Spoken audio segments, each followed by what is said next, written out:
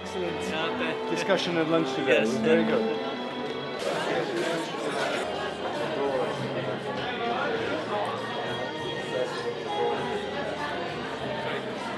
When we think about globalisation in London, we say that it is moving power in 4 ways in our world. It's moving power from some of the older economic powers, North America and Western Europe, towards some of the new, fast-rising powers, particularly in Asia, of which Vietnam is one. It is moving power downwards from governments to the people. The internet is something which empowers people, which gives people opportunities to comment, to express their views in ways they never did before. In a third direction, it's moving power outwards from governments towards other organizations. Faith groups, trade unions, NGOs, associations of all kinds are increasing actors in this world where communication is instant. And the fourth way in which power is moving is upwards, from countries to the global level, because so many of the issues which we are dealing with now can't be settled by a single country, can't even be settled by a regional group like ASEAN or the EU. It can only be settled at the global level. That's true, for example, of trade policy, or of climate, or of counter-terrorism work. All require agreements at the global level.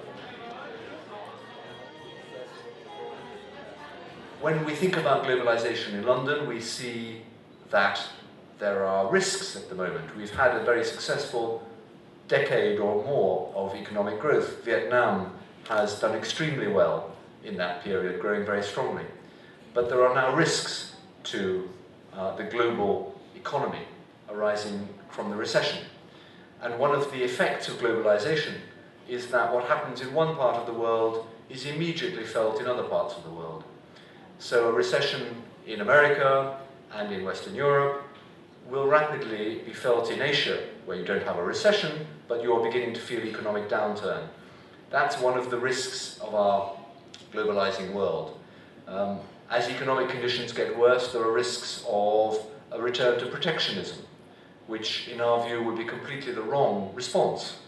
We want to see, like Vietnam, progress made on the Doha round to avoid the risks of a return to protectionism. But the risk is there. But there are also, of course, opportunities. And one of them is the arrival of the new President Obama in Washington.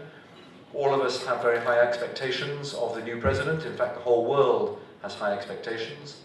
The risk, I suppose, is that the expectations are too high, and that no president, however good, will be able to fulfill these expectations. Even so, we are expecting that President Obama's arrival will lead to some new opportunities, some new energy, some new areas opened for cooperation between the US and the rest of the world. So I would mark that down as something where we have new opportunities. Major issues that are of concern to the British diplomats in Hanoi are not ones that would have been familiar to me when I was a young diplomat 30 years ago. Issues like migration, a very important issue. Issues like climate, issues like reforming international institutions, trade and investment portfolios. All of these are hugely important. All of them involve a range of different departments back in the capital, in our case in London. So embassies are increasingly becoming mini versions of headquarters government departments. I'm very interested in the 4 ways that you look at globalization, and I'd like to add one more way of looking at globalization. But it's, as the world is more interconnected and globalized, we are also seeing the shift from hard power to soft power. And failure of the US foreign policy in Iraq is a typical example.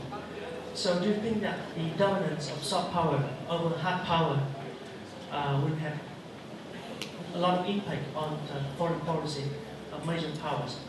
I hope we will see more use of soft power, and the EU and ASEAN are 2 interesting examples of soft power groups who are able to influence their neighbours and foreign policy problems through political and economic instruments.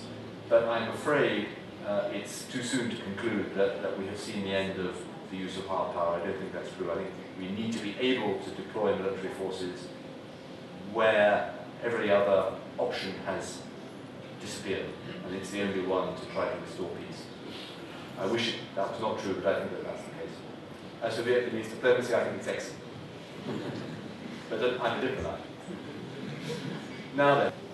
What is the other measures and way that the UK, the British government have in foreign policy to deal with the new crisis and concerning Vietnam and the bilateral relations between UK and Vietnam?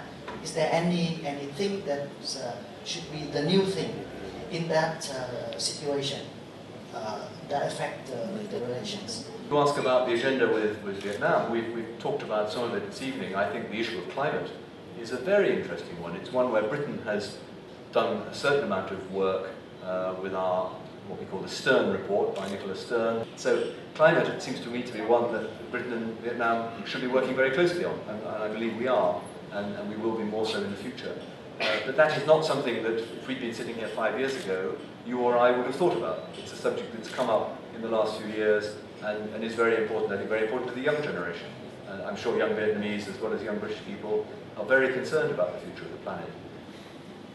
It seems to us that we can build bridges between us, between cultures, between regions, between histories, and come out stronger for it.